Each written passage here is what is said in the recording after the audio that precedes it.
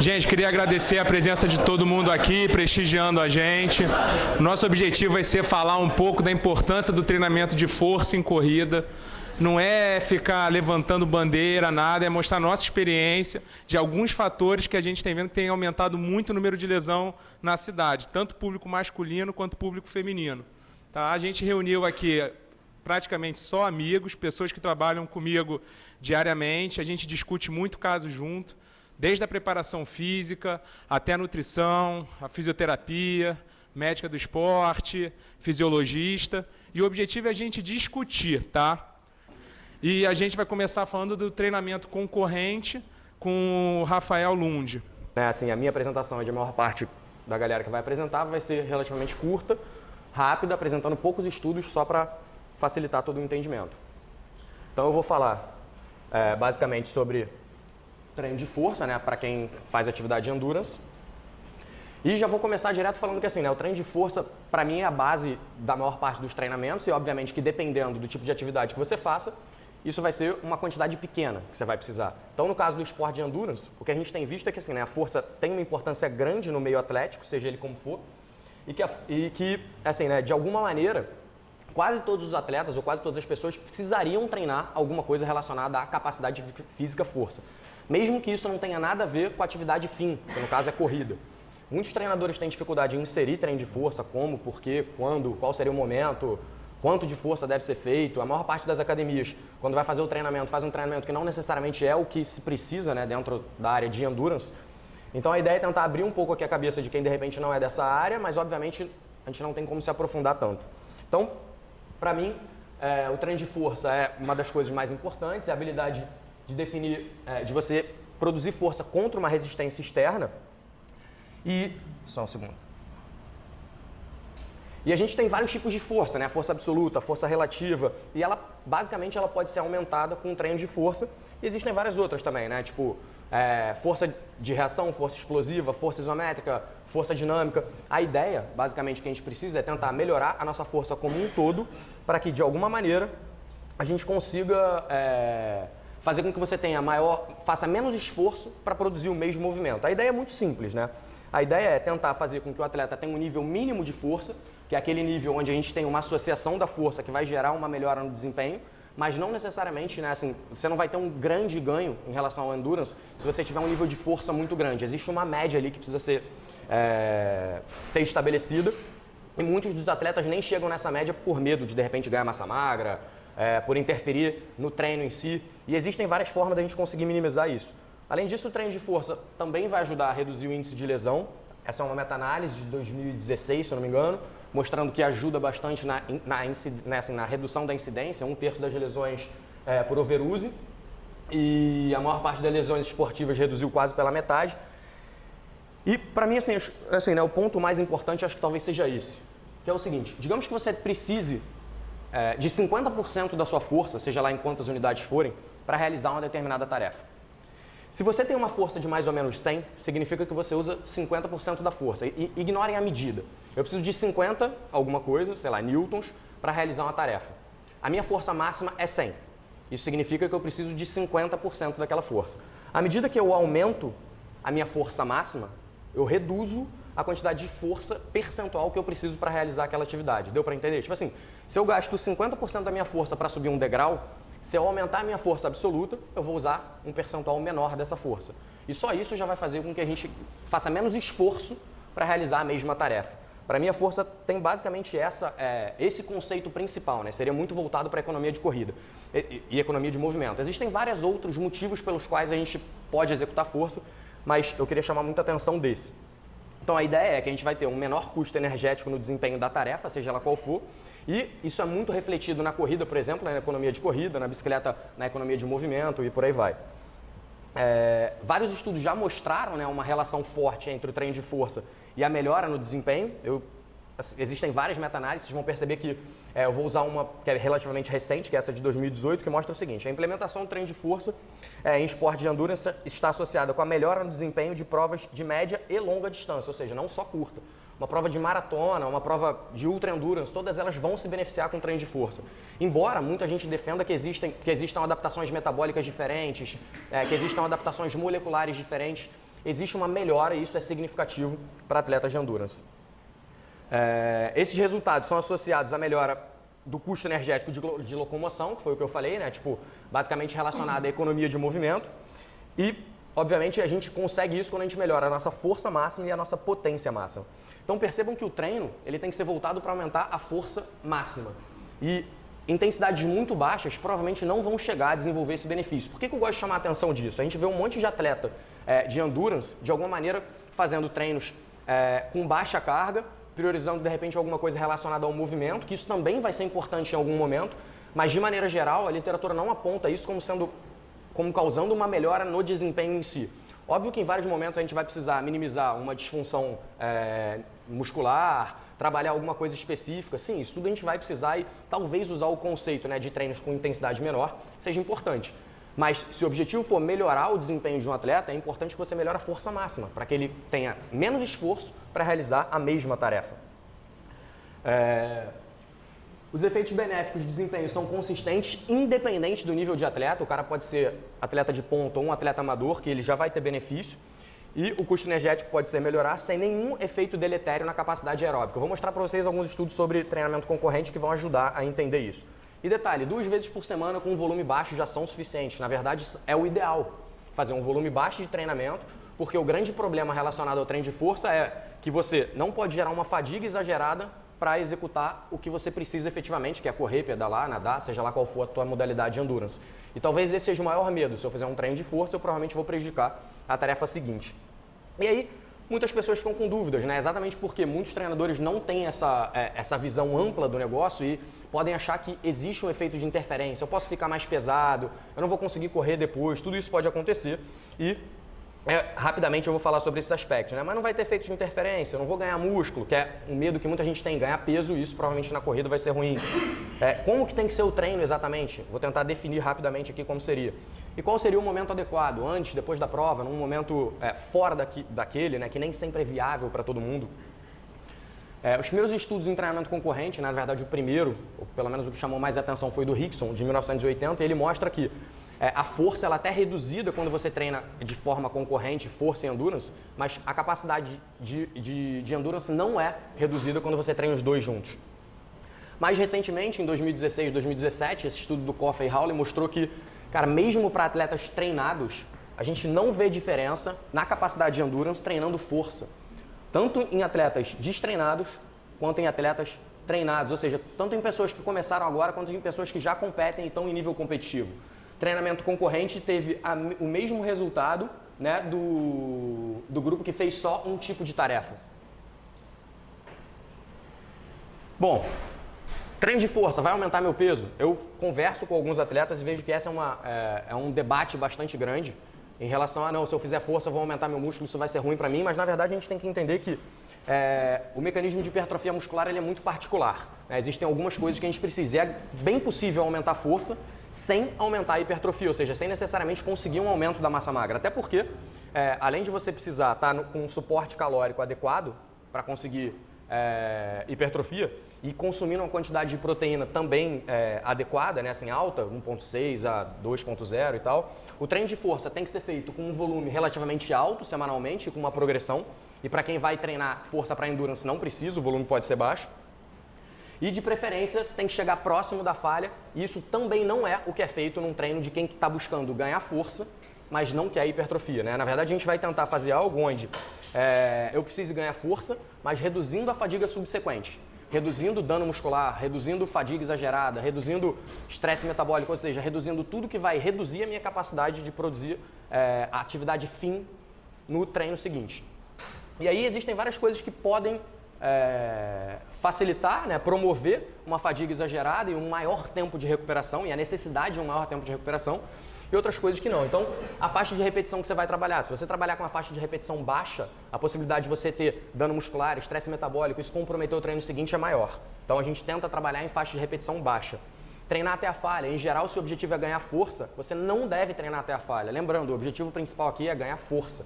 A gente não está visando hipertrofia. Amplitude de movimento. Movimentos com grande amplitude também, de maneira geral, vão aumentar o dano muscular e provavelmente a sua capacidade de produção seguinte, um volume muito grande de treino, eu estou acelerando aqui porque já deu meu tempo. Intervalos muito curtos, ou seja, o intervalo tem que ser no mínimo médio.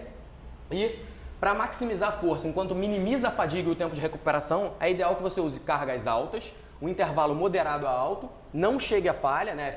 Deixe algumas repetições de reserva, evite repetições muito lentas e uma sobrecarga excêntrica excessiva. O Tarcísio vai falar mais sobre isso, né? Porque a sobrecarga excêntrica tem um fator importante, ele só não pode ser excessivo e o tempo de recuperação também é um pouco maior, mas ele vai abordar bastante isso. A gente aqui falou muito da expressão da força, mas tem uma expressão da força que é importante, que é a capacidade de produzir potência.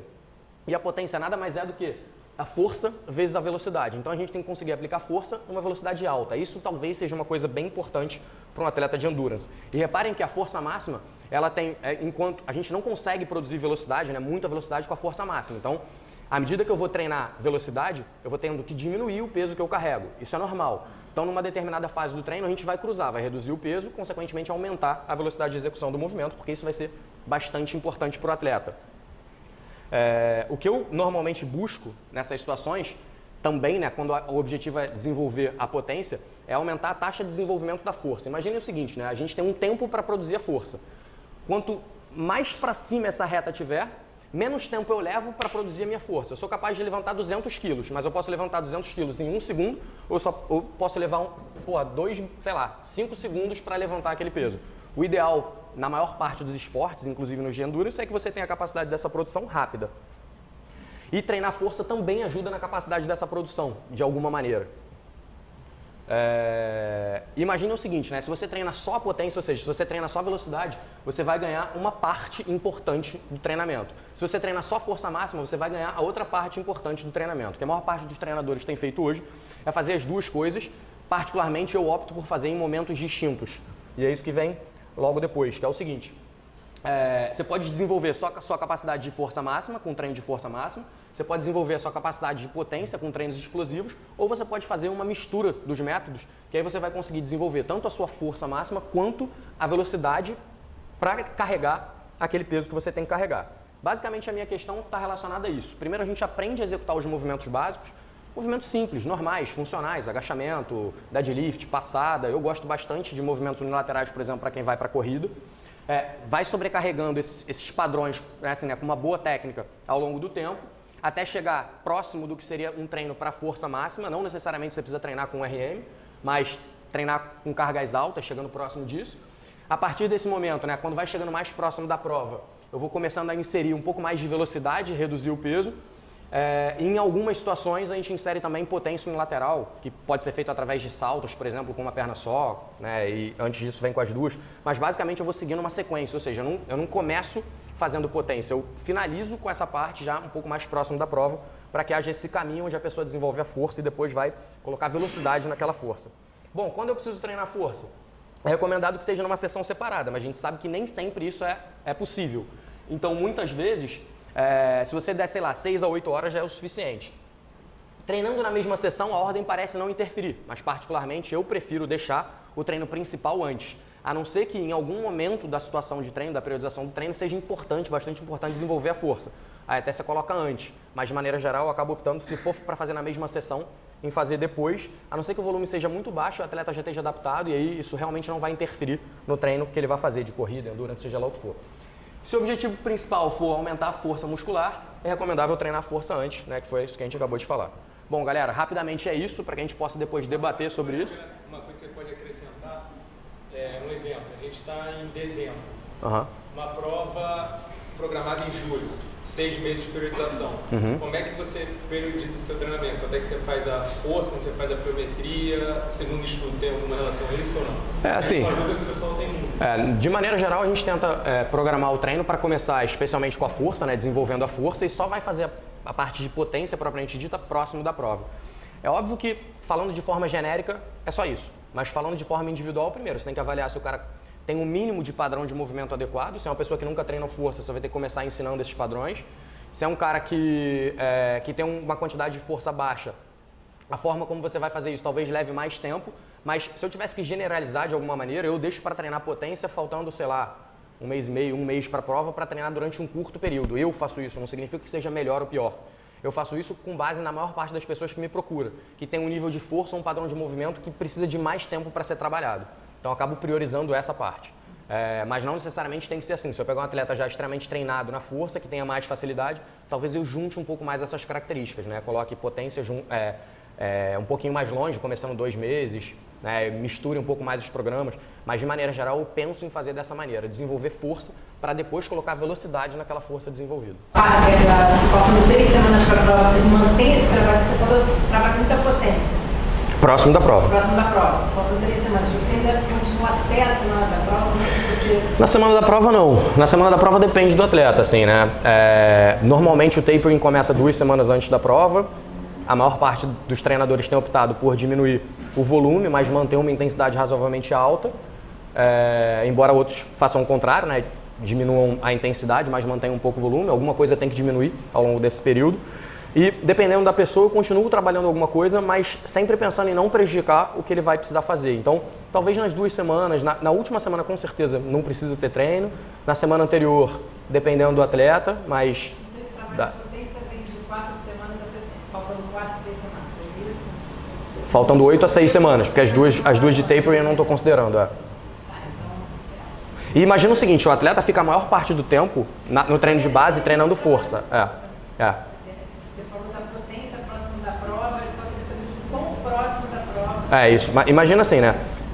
Mais ou menos umas 8 semanas antes da prova, 6 semanas, porque 2 semanas próximo da prova já não vai ter mais quase nada nesse sentido. De uma forma prática, a gente sempre procura fazer essa priorização de trás para frente. Vamos supor, a gente está em dezembro. Você vai planejar o treinamento de 2 semanas antes da prova retroativa. Entendeu? Então fica mais fácil. Então, no caso de uma maratona, no último seco. No último livro seco, né? Isso. Essas 2, o que acontece? 1 a 2 semanas, você não vai ter tanto benefício na literatura de peixe, até você aumenta o risco de você sobrecarregar muito. Então, por isso que ele está falando da questão da potência. É no ciclo final, mas você tem que ir na última semana, última ou 2 semanas, varia um pouco de treinador. Só vale a pena chamar a atenção para o seguinte também, né? Ninguém corre uma prova por ano, né? Às vezes tem uma prova-alvo, tem 2 provas-alvo, mas tem várias provinhas no meio, assim. E aí o mais difícil é encaixar isso. Por isso que de alguma maneira, tipo assim, dificilmente você vai conseguir pegar um atleta e vai fazer uma periodização para ele de 6 meses perfeita que ele não vai correr nenhuma prova ali. Algum treinador aqui consegue fazer uma periodização de 6 meses para um atleta que só vai correr uma prova daqui a 6 meses? Sempre tem um monte de provinha no meio, né? Eu agregaria dentro da pergunta da Lu, que eu acho que faz sentido, num ciclo anual, por exemplo, maratona de final de ano, você está falando aí de 8 meses de preparação. Aí ele exemplificou num ciclo menor. Considerando o nível, principalmente de mulheres, muitas vezes eu começo com uma frequência semanal maior no começo da temporada, até mesmo que algumas mulheres, principalmente, têm um nível de massa muscular até baixo. Em alguns casos eu agrego até um treino de hipertrofia. Tem muita mulher que tem uma quantidade de massa muscular baixa, abaixo do nível ideal. Então, no começo de ano, dependendo do nível, começo até com o trabalho de hipertrofia e de preparação de padrão de movimento e já iniciação da força.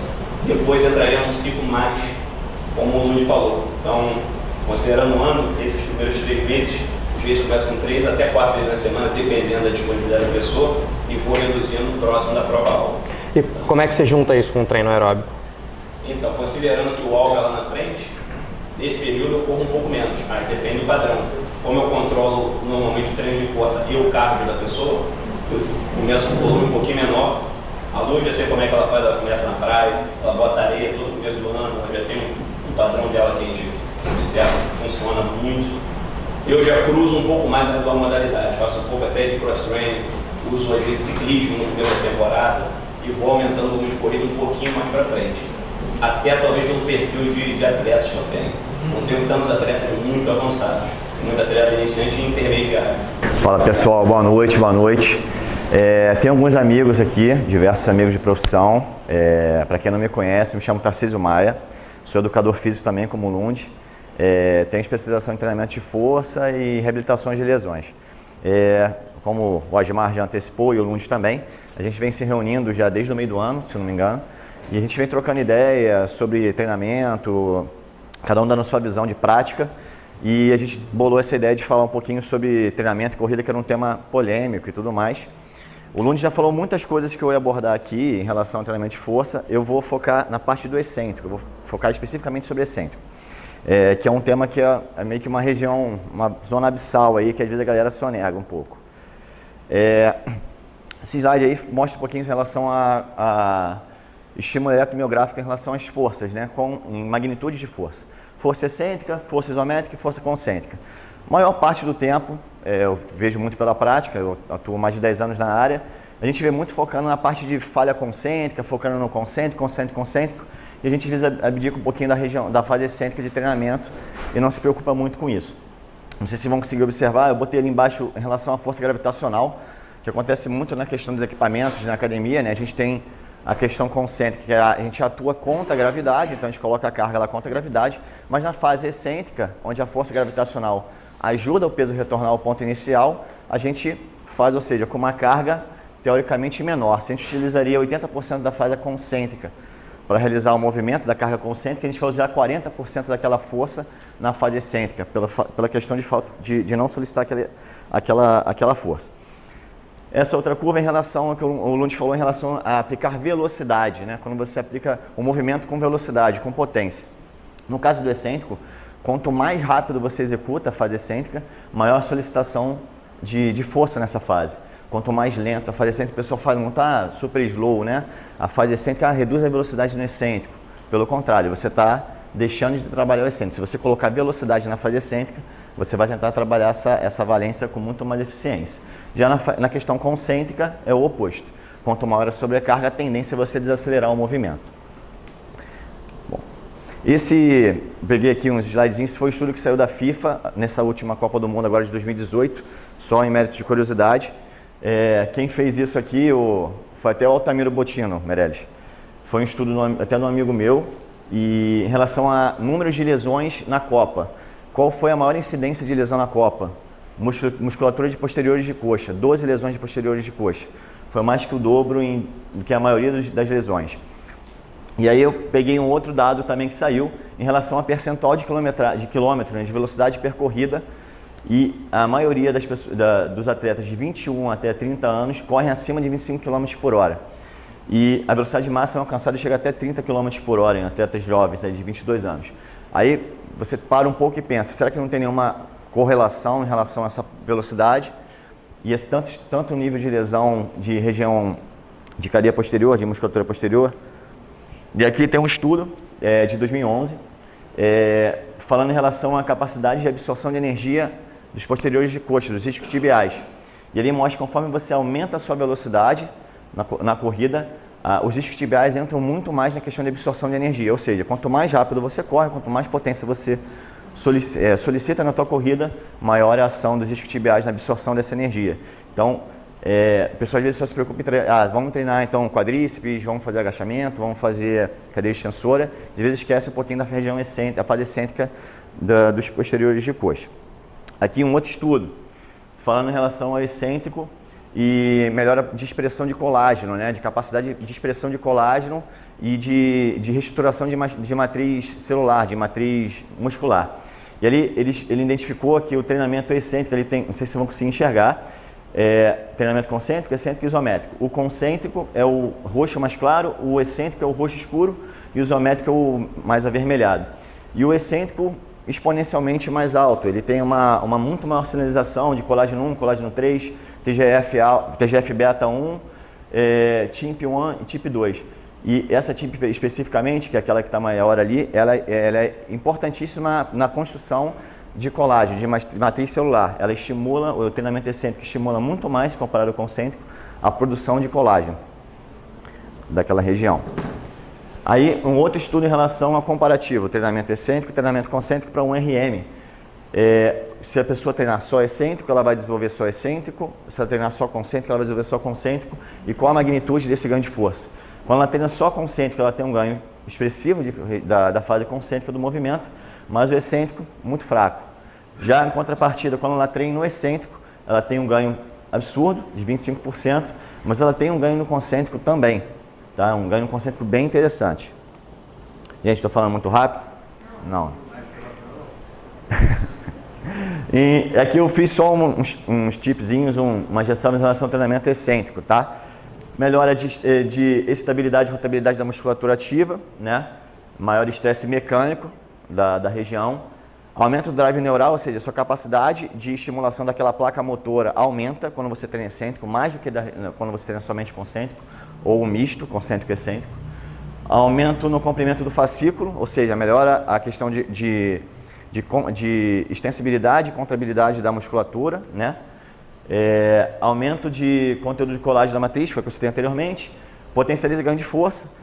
Tem estudos que falam até em 300, tá? Mas já foi comprovado de até 200% a mais de força na fase excêntrica do que na concêntrica.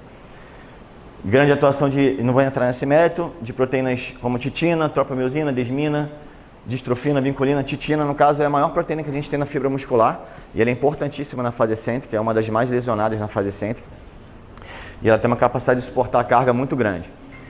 E o que esse ponto ali de 200% a mais de força é o que acontece muito. A gente às vezes se preocupa em trabalhar 80% de URM, vai trabalhar, aí você foca só na concêntrica. E o excêntrico você está sempre deixando de lado e não exige como deveria.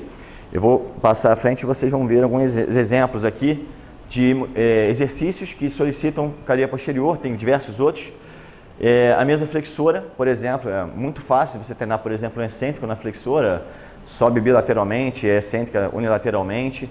Tem uma solicitação interessante de bíceps femoral, cabeça longa, cabeça curta, semitendíneo, um pouquinho de semimembranoso. O nórdico, que é muito usado no meio do futebol, a pessoa tem feito muito nórdico no futebol e tem tido respostas muito interessantes. O amigo meu que trabalha lá, o Altamiro, que trabalha no São Paulo, trabalhava no Palmeiras, usou muito isso e teve uma incidência muito menor de lesão de posteriores de coxa. Tem muito estudo, principalmente na área de futebol, com esse exercício especificamente, com uma resposta bem interessante. Cinto russo, eu não vejo muito usarem aqui no Brasil, que você prende a parte superior da patela, ele desce com o tronco fletido. E extensão de quadril no pulley, no cônico. Esse é o mais fraco dos 4 que foi falados ali. Temos deadlift, temos stiff, diversos outros exercícios que solicitam cadeia posterior. Mas, enfim, acho que fui rápido demais até, eu me preocupei em... Foram só 7 minutos. Foi devagar. Galera, é isso. Estou aberto aí para pergunta, falar. Tarcísio, quando você vai, na verdade, na seleção de exercício excêntrico, uma das coisas que minha experiência passou é dor muscular tardia. Você que vai falar. E principalmente, cara, aderência ao treinamento. Sim, sim. Hoje, apesar de a gente ter evidências mostrando que o Nordic Hamstrings, né, o Sim. Hamstrings, ele tem evidência, muitas pessoas optam por não utilizá-lo, por terem outro exercício com o mesmo grau de evidência de prevenção de lesão, mas com uma aderência muito maior. Sim, sim.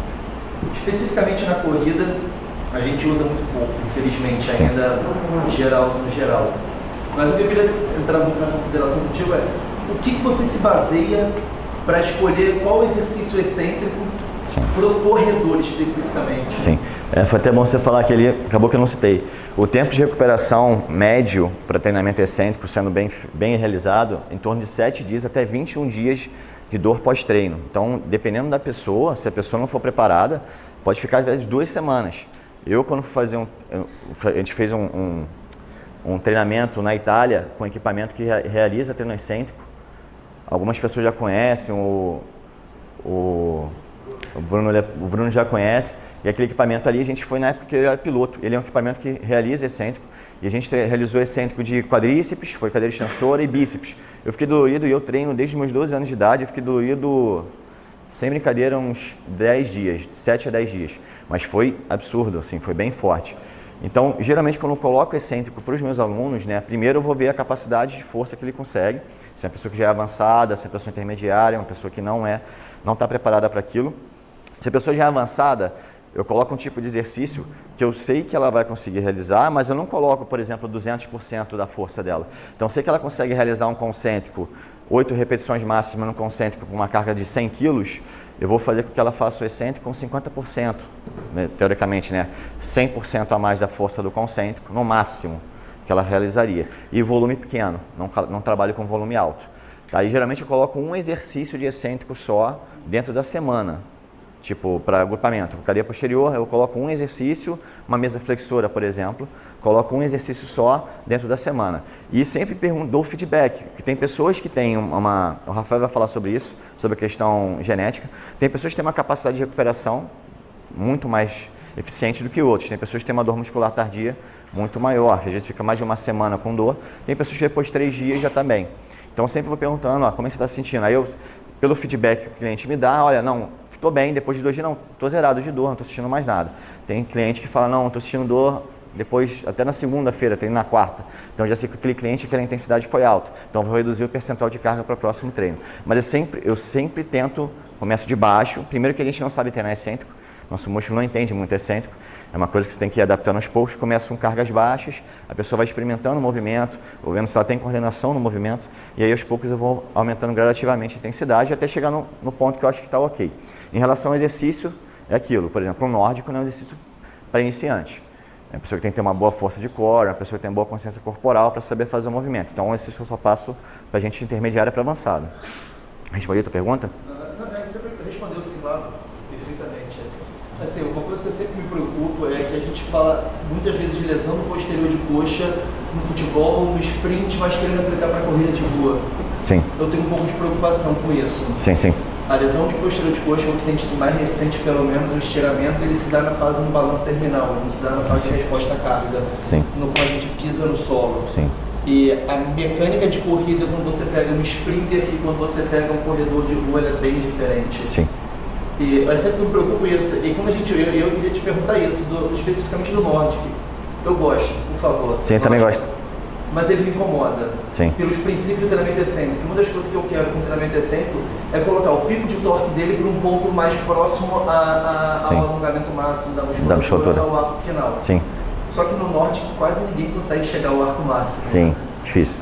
Então, será que não teriam para esse objetivo os outros exercícios? Tem diversos. Por isso que eu coloquei aquela lista no final. Tem diversos. Tem musculatura especificamente Sim. que a gente bota ali. Sim. Os estudos, a maioria são de MG, né? Sim, eletromiografia, algumas coisas. Na prática, assim, mas qual seria um, assim, escolhe um? Não. Mesa flexora é um que eu uso muito. Eu uso bastante. Eu uso bastante. Porque primeiro que é fácil para estabilizar o quadril da pessoa, ela fica mais estável e ela se preocupa só no movimento da perna. Então, slide, tem vários exercícios. Eu uso muito a mesa. Cadeira flexora. Eu acho que a grande preocupação, a pliometria, esse é outro ponto que eu ia falar, só a queda da aceleração. Mas era um ponto que eu ia perguntar para vocês, sobre o treinamento. Uma das coisas que a gente discute muito sobre produção de força é a especificidade. Sim. Só que a gente está discutindo um treino, por exemplo, aí Rafa, por favor, um treino de um powerlift, um treino que tem um componente muito mais vertical do que horizontal, enquanto que na corrida a gente tem um componente de força de produção muito mais horizontal do que vertical. Sim. O que vocês acham disso? Um estudo que saiu, por exemplo, é a questão do hip thrust com agachamento, que foi feito o estudo, eu nem coloquei o estudo, mas eu tinha lá, que a produção de força para quem fazia hip thrust, para deslocamento, né, no caso, aumentava mais para a corrida, e para quem buscava salto, o agachamento era mais eficiente. Mas, como o Lund falou também da questão da especificidade, por mais que você treine, você faça o treinamento de força, aquela questão da adaptação neural, da exigência neural daquela musculatura, ela vai ser efetivada. Então você consegue transferir aquela força, como eu falei, eficiência de força, você consegue ganhar mais força naquela musculatura, com mais força você tem mais controle e conseguir projetar aquela força para a especificidade do treinamento. Por isso é importante você ter todas as fases como ele passou. Você falou da questão do balanço e tal, nesse estudo fala sobre isso, a questão da absorção de energia na questão dos posteriores de coxa, dos tibiais, e a questão do swing, na fase do swing, ela aumenta muito a absorção dos posteriores de coxa quando você aumenta a velocidade. Então, quando você coloca pessoas que às vezes não são muito avançadas, começam a correr num ritmo muito forte, o posterior de coxa dela é muito exigido. Então você acaba aumentando a propensão de lesão. Se você faz um treinamento excêntrico, você melhora toda aquela questão que eu falei de matriz celular, de colágeno daquela região, então a capacidade de regeneração daquela região acaba sendo aumentada. Então você previne mais lesões. Do ponto de vista prático, a gente tem Respondi? 7 minutos para trocar. Eu já pego a outro ápice, né? Eu pego quando já teve a lesão. Ninguém chega em mim para prevenir uma lesão. E é complicado, você não cura esse paciente. Você treina, tenta uma coisa, vai na fisioterapeuta, é uma lesão dificílima de tratar. Independente assim, de alta performance, você pega um cara na performance do Peter, pega a performance de uma paciente, mulher está aqui, teve essa lesão, aí você começa. Aí você começa a pegar literatura. Treinamento excêntrico diminui muito o risco de lesão. Só que os trabalhos são jogadores de futebol profissional. E a gente sabe que o atleta olímpico, um atleta profissional, é completamente diferente de um amador mesmo de alta performance. Gente, antes de mais nada, queria agradecer o prestígio aí dos colegas de conseguir reunir tanta gente boa que trabalha junto comigo diariamente, ou na mesma clínica, ou de forma integradas em outras clínicas, ou em equipes de corrida, treinadores de força. Porque isso foi uma tendência que eu comecei mais ou menos há uns 2 anos atrás, com esse boom do aumento da corrida. O pessoal sabe que eu sou cirurgião vídeo-artroscópico, cirurgião de quadril, e eu atendia muito mais lesões traumáticas, lesões cirúrgicas. Com o boom da corrida começou a ter muita lesão, não só mecânica, como também osteometabólica. Então eu precisava do treinador de força, eu precisava do nutricionista, do endocrinologista, porque eu não conseguia resolver o problema desses pacientes. Então a gente começou cada vez mais no atleta de endurance ter que trabalhar junto, senão você não consegue curar a lesão desses atletas. A gente começa aqui com o primeiro caso, coincidentemente que eu estava conversando com a Lu até antes de começar aqui a apresentação. Uma mulher com 27 anos, empresária, 4 anos sedentária, com dor na região cervical, procurou avaliação ortopédica antes de iniciar a prática da corrida, história de crise de ansiedade há 2 anos atrás já tratada, com dor de cabeça e quadro de insônia, tá? E o objetivo dela é que ela chega para mim, eu quero melhorar minha qualidade de vida, emagrecer e correr minha primeira maratona. 3 objetivos que, na minha opinião, não cabem, tá? Então primeira coisa, a gente tem que conversar com essa questão, quais são as prioridades. Claro que inevitavelmente você vai emagrecer, claro que inevitavelmente você pode correr a sua primeira meia maratona, só que isso tem que ser um projeto a longo prazo, tá? Não chegar querendo tudo ao mesmo tempo. No exame físico dessa paciente, não tem desvio importante de eixo, para quem não sabe, o joelho não é valgo nem varo importante, uma antiversão bilateral, que a gente vê no exame físico clinicamente, é o pezinho para dentro, para quem não sabe o que é. Uma deficiência da relação nos testes de exame físico de glúteo médio, panturrilha bilateral e ambos mais evidentes à esquerda. Tá? Diminuição de mobilidade do tornozelo esquerdo, contratura muscular, trapézio superior, peitoral menor. Marcão, você que tem uma população de mulher que trabalha, amadora, que procura você que chega com esse perfil. Como é que você aborda uma paciente dessa? Eu sempre fico pensando, praticamente, eu não sei se é uma tendência, que a gente está falando bem sobre isso, se realmente estão se identificando melhores deficiências. As ligadas a glúteo, a tornozelo e a trapézio, quase todas as pessoas, ou boa parte delas, vêm com algum sinal disso. Perfeito. E aí eu fico até na dúvida em relação a isso.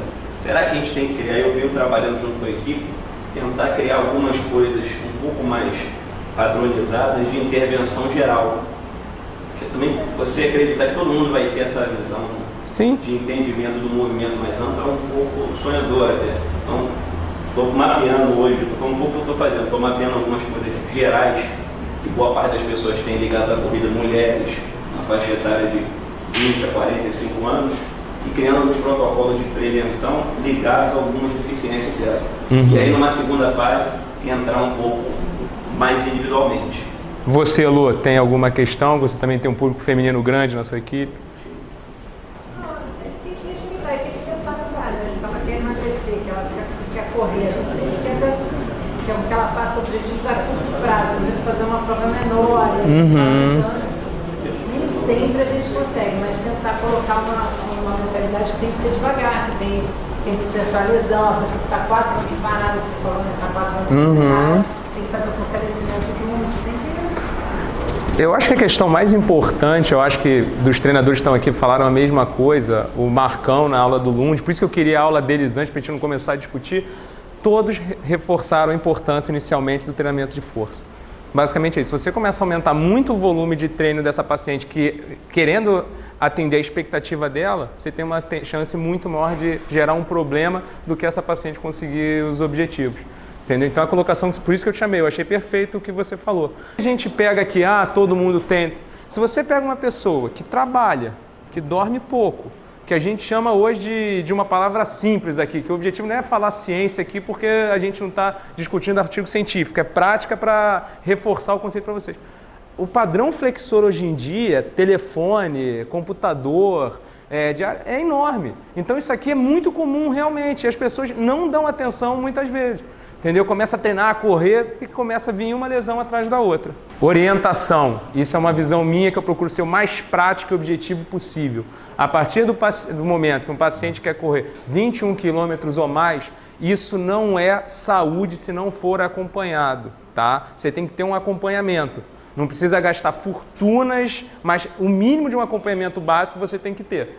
Você tem que ter, principalmente, um treinamento de força inicialmente, justamente por conta das aulas que eu não vou entrar porque não é minha área, isso aí é que eu estudo, redução de risco de lesão e melhora de corrida. Como vai ser, é com eles. Seguir planilha. Eu posso falar que 90% das pessoas que chegam com lesão, não respeitaram as planilhas de treinamento. Tá fácil, eu consigo correr, eu consigo, aumentou, essa semana eu tive um dia de folga, consegui correr um dia a mais. Não há respeito a essa planilha e é fundamental, não fizeram essa planilha à toa, teve um motivo dessa planilha. Nutricionista, questão alimentar. Todo mundo, você tem que ter um gasto energético com o que você repõe. Isso aí é matemática, é balanço. Se você não repõe, você vai ter lesão. Fisioterapia, a parte de recovery que se fala muito. É importante você ter um fisioterapeuta para fazer uma liberação, melhorar a dor muscular tardia, fazer com que esse paciente tenha mais conforto durante a corrida e possa realizar os movimentos de forma correta. Psicólogo, eu acho... Em vários casos, como dessas pacientes que procuram a corrida ou qualquer esporte como uma fórmula mágica para mudar a qualidade de vida, eu acho que tem que ter algum grau de acompanhamento psicológico. Não que o esporte não vá melhorar a qualidade de vida, óbvio que melhora.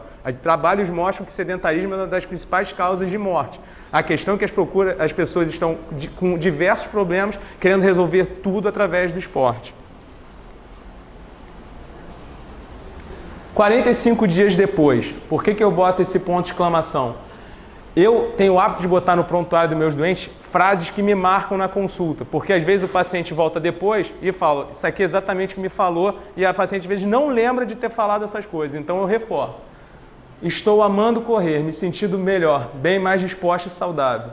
Eu odeio fazer musculação, não vou fazer musculação, estou indo muito bem, estou me sentindo mais disposta, perdi 3 quilos e estou fazendo uma dieta detox com o meu ortomolecular. É muito mais comum aparecer uma paciente dessa do que aparecer um paciente que faz um acompanhamento fisioterápico adequado, que faz o acompanhamento com uma nutricionista sério. Eu não sei se é porque no meu caso eu tenho viés de já pegar o paciente com a lesão, mas a incidência disso é uma coisa altíssima. Essa paciente voltou, não mudou nada. Estou me sentindo, a gente tenta conversar, só que a gente não consegue mudar um paciente em 40 minutos numa consulta. Essa paciente volta 3 meses depois. É raro na corrida, é raro na literatura, tá? Não é raro no meu dia a dia. Eu pego muita lesão posterior da coxa. Eu não sei, os fisioterapeutas estão aqui que pegam muitas vezes que esse paciente não vai no médico, vai no recovery com aquela dor muscular posterior da coxa. E muitas vezes não sabem se é um estiramento, se é uma dor muscular tardia, porque não foi feito o diagnóstico. Porque muitas vezes não quer ir no médico, porque é normal ter essa dor, e começa a fazer o recovery tratando essa dor muscular posterior da coxa. Sempre que eu pego uma paciente com lesão muscular, com esse perfil, eu começo a questionar alguns fatores relacionados que a gente chama de restrição energética, tá? Que é o RED-S, que antigamente falava overtraining, síndrome da mulher atleta. Hoje não é só uma questão a mulher, isso é uma questão praticante de atividade física. Uma coisa que eu e a Flávia a gente já discutiu diversas vezes, que a gente trata alguns pacientes em comum lá na clínica, tá? Paciente com amenorreia e alguns sinais de irritabilidade, tá? Que a gente encaminhou para o endocrinologista. Minha orientação, parar de correr, reabilitação fisioterápica, procurar um nutricionista para aumento de ingesta calórica, tá? Tudo que uma pessoa que corre quer ouvir. Desapareceu. A paciente desapareceu, não voltou mais. Uma lesão posterior, para de correr, reabilita. Uma lesão muscular, quando você faz uma lesão da musculatura posterior da coxa, tem alguns aqui que eu já até tratei que sabem a demora que é essa reabilitação. Corre, sentir, corre, sente, aumenta. É uma lesão muito difícil de cuidar. 6 meses, voltou. 3 meses depois, apareceu, já com quadro de 1 mês de fratura que eu não coloquei. Quando esse paciente desaparece, é que entra as pessoas que começam a falar o que ele quer ouvir. Começa a falar que se usar hormônio melhora, começa a falar que se você fizer o treinamento tal melhor, se tomar a fórmula molecular consegue.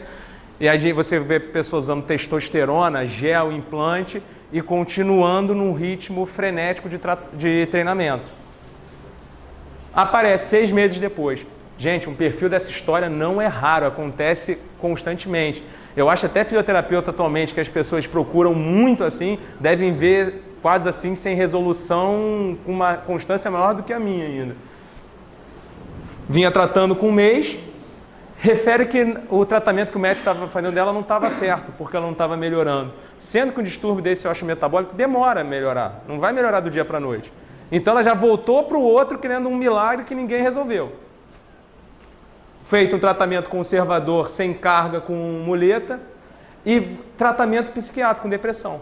Foi diagnosticada depressão, porque não conseguia correr, porque quebrou o fêmur, porque estava parado, que estava amando correr, porque não conseguia mais fazer as atividades dela, não conseguia treinar.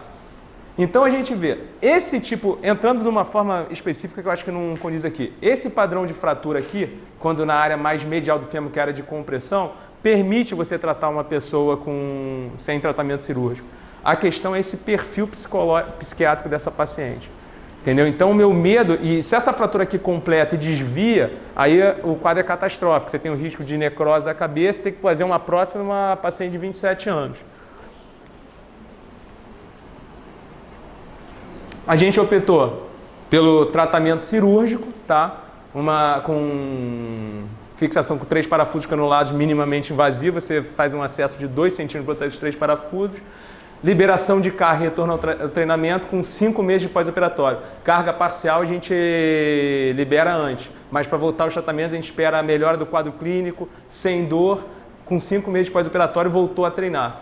Pegou trauma da corrida, resolveu ser ciclista e depois fiquei sabendo que fez prova de duatlon. Ficou com medo de correr, escolheu o ciclismo. Quem teve uma fratura por estresse, é óbvio que tem risco de ter outros, mas isso não contraindica nunca uma corrida. O paciente pode, depois você restaura o processo, restaura o equilíbrio calórico, melhora a questão de treinamento, aumento de massa muscular, percentual de gordura, essa paciente pode tranquilamente voltar a correr. Não necessariamente ela vai ter outra, não tem relação nenhuma. 1 ano depois, o que a gente teve no quadro dessa paciente? Uma piora da qualidade de vida e não correu a meia maratona dela. Isso não é raro. Isso aqui seria evitado com as 5 orientações que a gente fez, com certeza a gente não pegaria um caso catastrófico desse. Segundo caso, agora, porque o que a gente tem o objetivo aqui dos 2 casos para depois discutir? Que na literatura tem muito trabalho. Atleta recreativo e atleta de elite, onde você muitas vezes usa 5 km no treinamento de corrida. A partir do momento que a gente está tratando pessoas que correm 42 km, para mim, todos devem ser considerados corredores de elite. Isso aí não é um corredor recreativo. Só que são perfis de paciente completamente diferentes. Aqui a gente está pegando um cara que quer correr em menos de 3 horas, que quer conseguir baixar índice, que quer fazer Ironman no Havaí. Então tem toda essa questão. É um perfil totalmente diferente, apesar de ambos fazerem longas distâncias. Tá? 1 ano com dor no pé e no calcanhar direito. Porém, a dor na região plantar era mais constante. Aqui, começa o tratamento da fascite plantar, que é uma dor que, como ele mesmo, é uma dor que todo corredor tem, só que a minha não melhora. E a dor dele vem piorando progressivamente. E fazendo reabilitação, indo ortopedista, tratando fascite plantar, tendinite de Aquiles. Como é que vocês fazem esse fortalecimento? Deporace, você que entende muito essa parte biomecânica que eu acho que você vive, dos que estão aqui são os que mais entendem sobre isso aqui nessa sala. Como é que você, para a corrida, você vê essa limitação? De limitação de mobilidade do tornozelo, relacionada com a redução da força, relacionado com a fascite, relacionado com o tendinite do Aquiles, a visão que você tem dos estudos que você faz? Primeiro de tudo, a gente ainda trata baseado em dor. Por que a gente fica nessa preocupação que você falou? Que aí, pô, a lesão de posterior de coxa, só aproveitando, mas a fascite é igual. Por que toda vez ela volta? Tem uma taxa de recorrência muito grande. Pô, será porque a gente não liberou o paciente sem tratar a causa?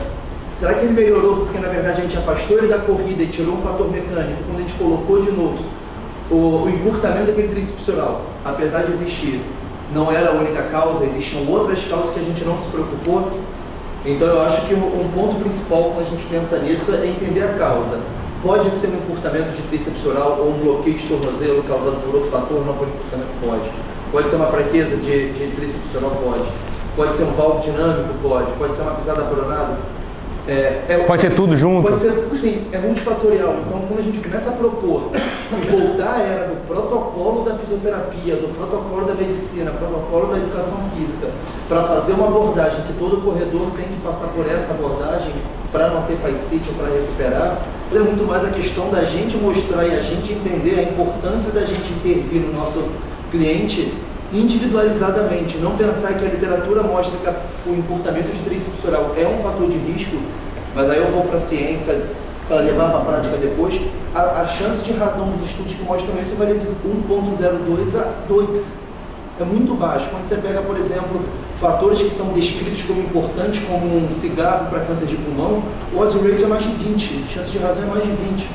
Então é muito difícil a gente criar conceitos gerais, Gustavo. Eu não sou muito dessa linha, eu sou dessa linha de vamos entender o que está gerando tração na fascia, que é o mecanismo principal ali na fascia.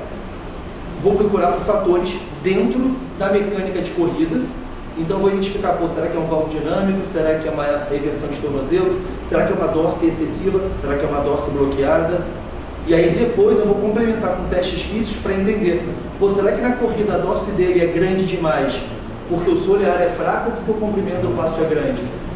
Porque se for uma dorse excessiva porque o solear é fraco, não adianta reduzir o comprimento do passo. Mas se o comprimento do passo for grande, não adianta fortalecer o solear. Exatamente por isso que eu te perguntei. Porque para o mesmo fator mecânico eu vou ter diferentes causas. E o mais bacana de todos, que eu acho que é o tesão que a gente tem que estar discutindo isso aqui quase 10 horas da noite. Cara, a mesma lesão, dois atletas que têm o mesmo perfil, com a mesma dor, eles podem ter causas completamente diferentes. Em vez de eles serem amiguinhos na fisioterapia, de fazer tudo junto, cada um vai ter que fazer coisas completamente diferentes para a gente ter sucesso. Não era nada disso esse paciente. Esse paciente, como o Leporassi falou, você tem diversas causas, você tem que pesquisar, tá?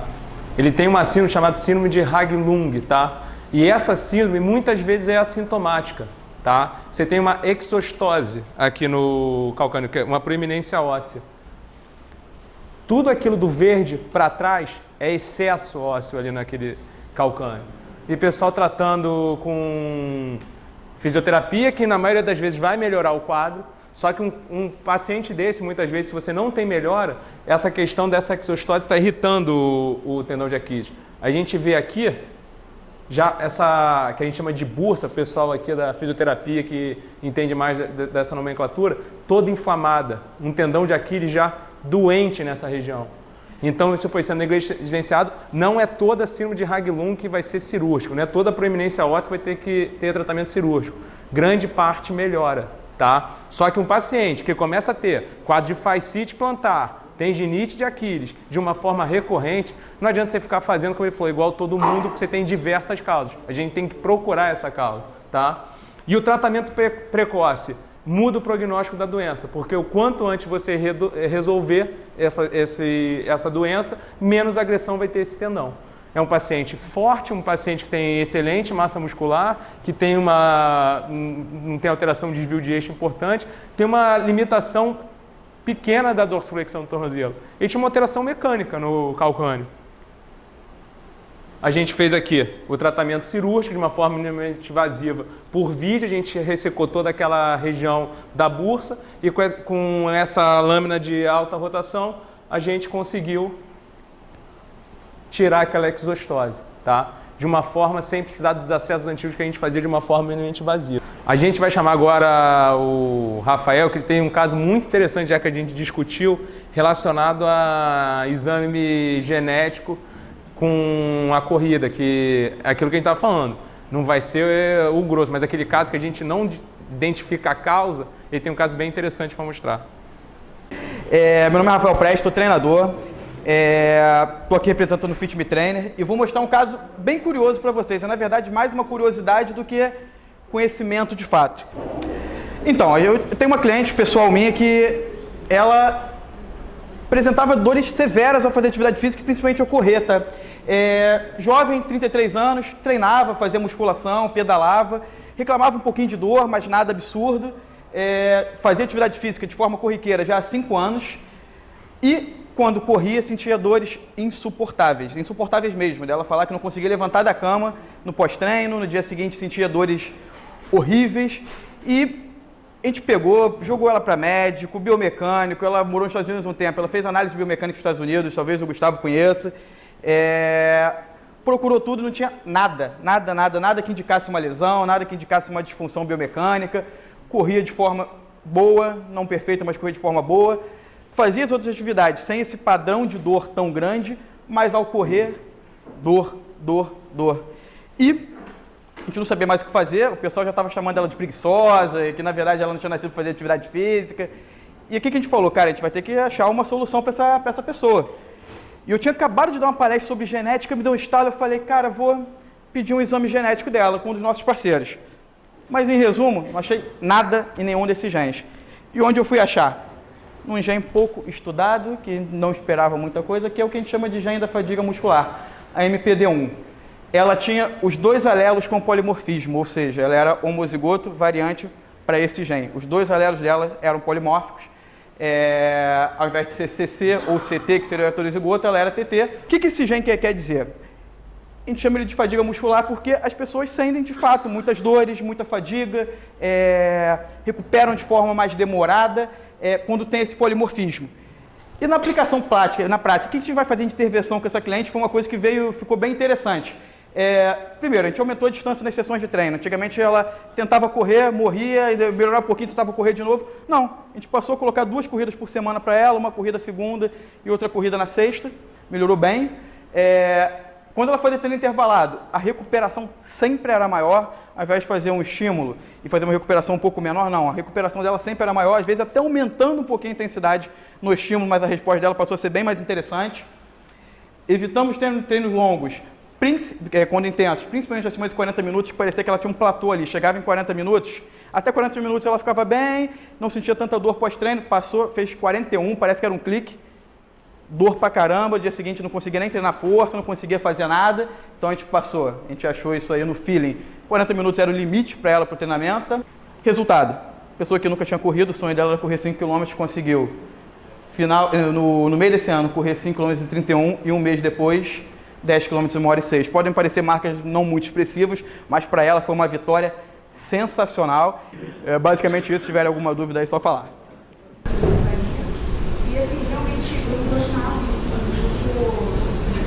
eu sou uma praticante de carne, mas eu sou trabalhadorista e a minha ginecologista, eu não deixasse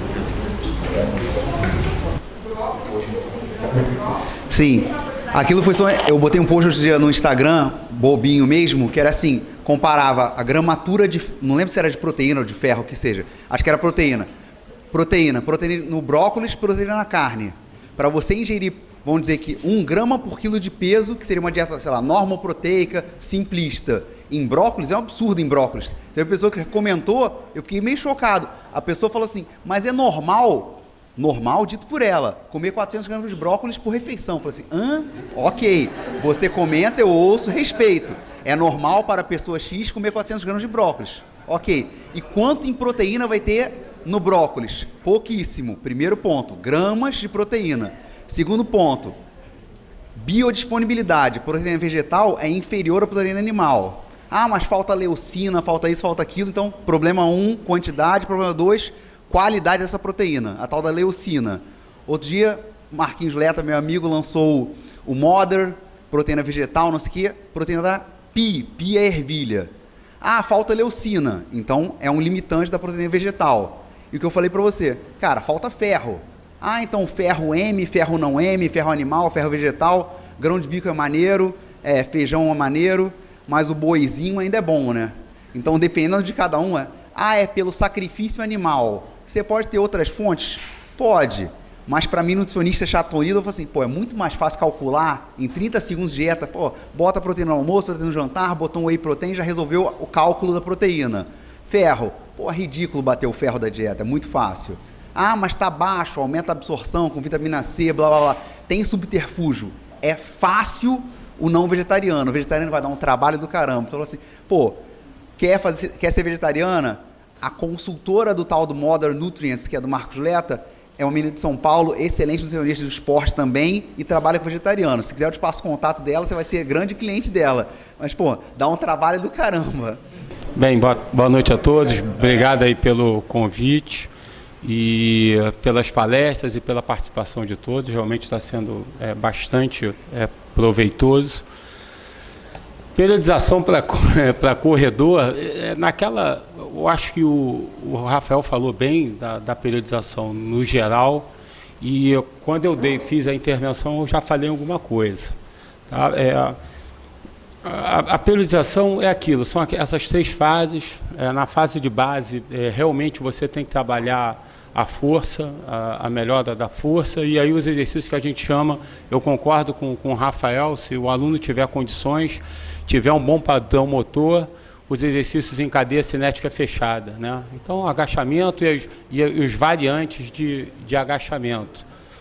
É importante fazer uma avaliação prévia, porque essa avaliação prévia a gente tem que identificar, porque o treinamento neuromuscular, ele vai focar não só a melhora do desempenho, que pode ser uma linha do treinamento de força, como a prevenção de lesão. E aí, para a prevenção de lesão, a gente tem que analisar a relação dos fatores de riscos internos para a lesão. Os fatores externos estão na mão dos treinadores, a calcular a carga de treinamento. E isso é uma variável muito importante na prevenção de lesão, relação volume e intensidade. Porque a lesão é uma relação de carga e demanda, né? Capacidade e demanda. Eu posso ter uma capacidade elevadíssima, mas se o treinador impuser uma demanda maior do que a minha capacidade, a chance de eu ter uma lesão por excesso, por overuse, é grande. Então, às vezes eu falo para os alunos, tem limite do que eu, como treinador contra a resistência, consigo prevenir de lesão, que vai depender da carga de treinamento que está sendo imposta pelo treinador. Vamos pegar uma média aqui, porque senão a gente fica aqui até amanhã falando em fatores individuais de cada um, que tem milhares, como o Leporato falou. Você vai ter mecânica, vai deformidade de eixo, aí de uma forma geral, assim, de uma média. Tá. De uma média, se você for pegar a lesão, a gente tem que pensar, a força muscular é um fator, a mobilidade articular é um outro fator importante, você tem que estar, a capacidade de controle motor, e aí o controle motor dos movimentos básicos, gestos básicos, o cara agachar adequadamente, e aí está a interação de força e mobilidade, o cara fazer um agachamento, uma passada à frente, os exercícios. Tem pessoa que começa a correr depois dos 30 anos, que vai ficando sem tem controle motor muito ruim. E outra coisa, a biomecânica de corrida. Então, eu diria que isso seriam os principais, se tiver os principais fatores. Saiu um estudo recentemente que eles tentaram mapear os fatores de riscos para as lesões com maior incidência em corredores. E eles encontraram 2 principais fatores. Um, que é a perda que seria a perda de movimento no plano frontal, que é o drop contralateral do quadril. E o outro, só que aí você pega o drop contralateral do quadril, a gente vai ficar falando a noite inteira de fatores de risco, o que pode causar biomecânica ou drop lateral. E o outro fator seria você, na fase de apoio, ou na carga inicial, você entrar com o joelho estendido.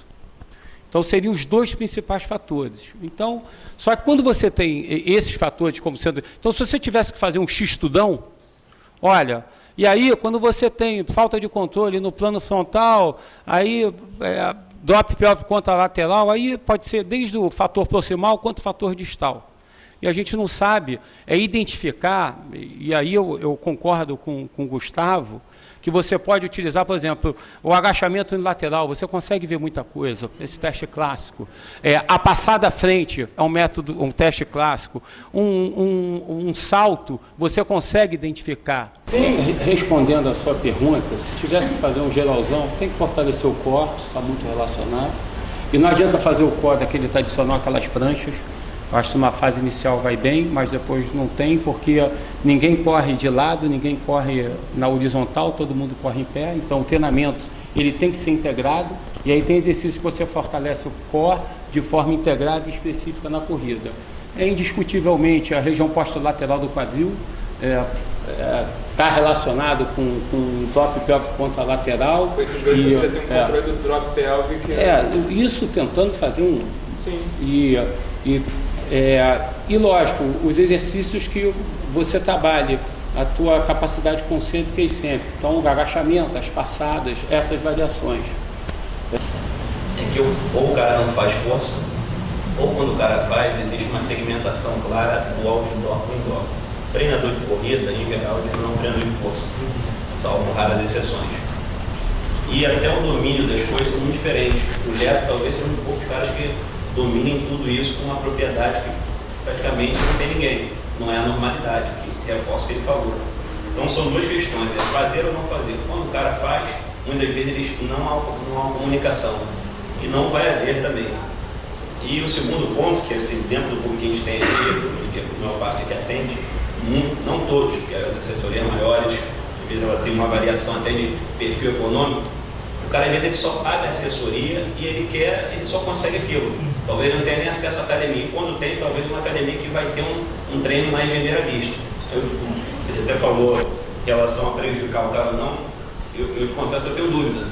Será que não é melhor ele fazer um generalista a não fazer nada? Porque essa orientação individualizada, eu tenho esse público, eu consigo atender isso individualmente, mas não é uma realidade geral do corredor do mundo, do corredor do Brasil e em várias localidades. Mas pode falar melhor, talvez o cara vá lá e pague assessoria, ou quem ele consegue, aí ele paga de repente uma academia mais simples e ele vai fazer um treino com um direcionamento muito bom.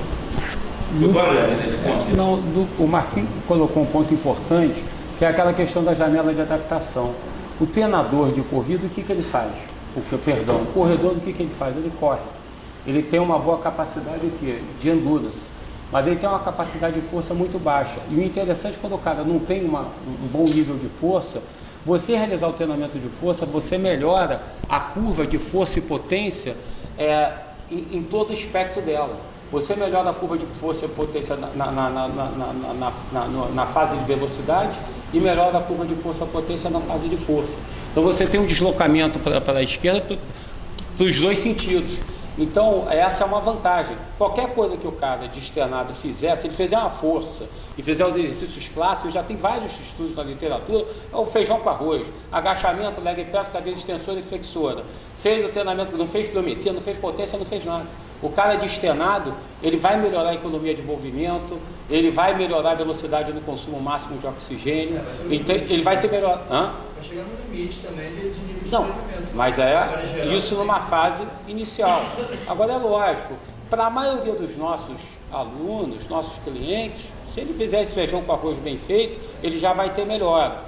Para a prevenção de lesão, ele já é uma história muito distante. Para a melhora do desempenho, certamente ele vai ter melhora. Agora, uma vez ele tendo atingido um determinado nível de treinamento, a força continua sendo importante até para os atletas de alto nível, porque eles potencializam a potência e potencializam a pliometria. Eles já estudaram isso. O cara que treina, tem uma base de força maior, ele responde melhor para a potência e para o treinamento de pliometria? Sim, responde. Então esse cara continua tendo que ter uma boa base de força.